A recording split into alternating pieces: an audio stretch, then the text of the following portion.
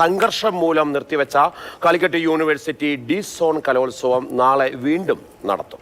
പൂർത്തിയാക്കാനുണ്ടായിരുന്ന മത്സര ഇനങ്ങളാണ് നടത്തുക. SFI KSU സംഘർഷത്തെ തുടർന്ന് ഡി സോൺ നേരത്തെ നിർത്തിവെച്ചിരുന്നു. MS ലിഷോയ് നമുക്കൊപ്പം വിവരങ്ങളുമായി ചേരുന്നുണ്ട്. ലിഷോയ്, കലോത്സവ വേദിയൊക്കെ കലാപവേദിയാകുന്നത് നമ്മൾ കണ്ടതാണ്. നാളെ പുനരാരംഭിക്കുമ്പോൾ എങ്ങനെയായിരിക്കും സാഹചര്യമൊക്കെ? കർശന നിരീക്ഷണത്തിലും നിയന്ത്രണത്തിലും ഈ കലോത്സവം നടത്താനാണ് ഇപ്പോൾ തീരുമാനം. ഇനിയിപ്പോൾ ഈ കഴിഞ്ഞ ദിവസം ഉണ്ടായ സംഘർഷത്തിന്റെ എല്ലാം അടിസ്ഥാനത്തിൽ ഹൈക്കോടതിയിൽ നിന്നുൾപ്പെടെ ഇത് നടത്തുന്നതിന് വേണ്ടിയുള്ള അനുമതി വാങ്ങിയ ശേഷമായിരിക്കും നടത്തുക, അല്ലെങ്കിൽ പ്രൊട്ടക്ഷൻ ഓർഡർ വാങ്ങിയ ശേഷമായിരിക്കും നടത്തുക എന്നുള്ളതാണ് KSU ഭാരവാഹികൾ ഇപ്പോൾ അറിയിച്ചിരിക്കുന്നത്. അതായത് വലിയ തോതിലുള്ള ഒരു സംഘർഷം അന്നുണ്ടായി. അത് കലോത്സവത്തിന്റെ നടത്തിപ്പുമായി ബന്ധപ്പെട്ട് പ്രതിഷേധങ്ങൾ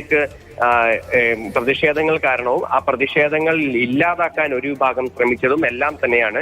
രണ്ട് വിഭാഗങ്ങളും വലിയ തോതിൽ തമ്മിൽ തെറ്റിയതോടുകൂടി 20-ലധികം വിദ്യാർത്ഥികൾക്കാണ് പരിക്കേറ്റിരുന്നത്.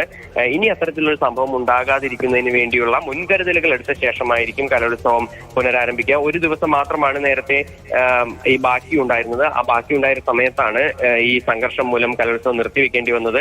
ഇനി അതേയിടത്ത് തന്നെ അടുത്ത ദിവസം ഈ കലോത്സവം നടത്താനാണ് ഇപ്പോൾ തീരുമാനിച്ചിരിക്കുന്നത്.